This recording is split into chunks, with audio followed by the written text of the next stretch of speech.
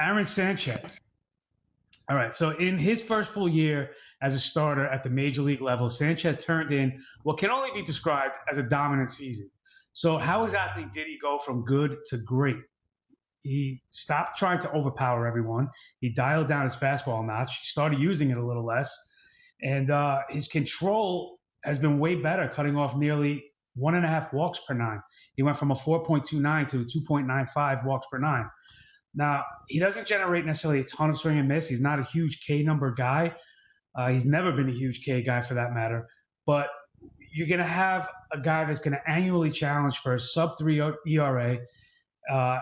And as such, he'll be in every game, which means he's going to add up wins as well.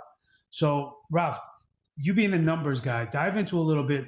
What are the things with Aaron Sanchez? He's nearly at the 200 inning mark.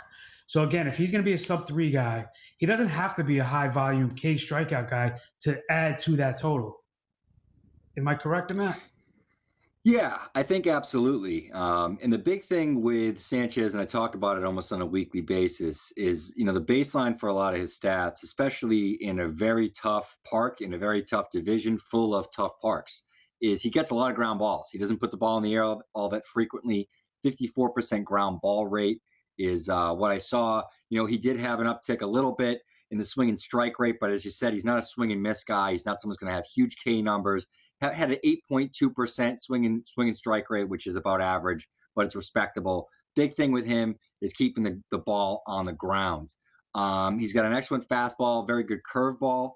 Problem that I see with Sanchez and some of the stuff that has me a little bit weary, I know his ADP right now is around 100. It was 99, I think, factoring in all the different sites that are drafting right now.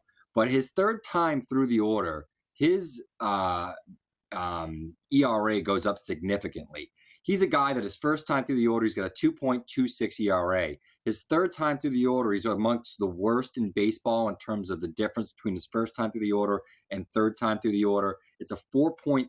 I don't know if it's the fact that he plays in such a tough division, or it could be the fact that he relies so heavily on those two pitches.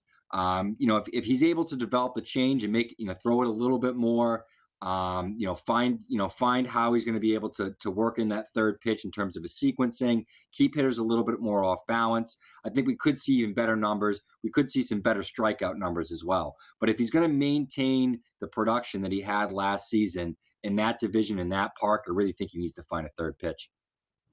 You mentioned the ADP. I at least reference NFBC data, and right now he's the starting pitcher 23, 104th player overall, which puts him towards the tail end of the 8th round. Yeah. Again, I think you're going to have a guy that annually challenges for a sub 3 ERA, and as such, like I said, will be in every game. I don't think he can maintain that 882 winning percentage we saw in 2016, but if he does make 30 starts and he logs 6 1/3 inning on average in each of those starts, he's going to win his fair share. I think his 15-win total from 2016 is absolutely repeatable. I would expect that to be the baseline versus 2017, and he's still young enough to continue to improve on his numbers. So if he's going as a starting pitcher 23, I think that's actually a little low for where you could find his end-of-season value, and I think he could approach that top 20, making him somebody that is going to produce value based on where you're going to draft him at this point. Are you comfortable with him at 23, starting pitcher off the board? I'm not sure I am. If he's been in the top 100 picks, I just think that there's better options. Once again, I don't dislike Aaron Sanchez. If we're talking about a dynasty league, he's somebody I would definitely target around that area and wouldn't have a problem grabbing him as maybe my second pitcher.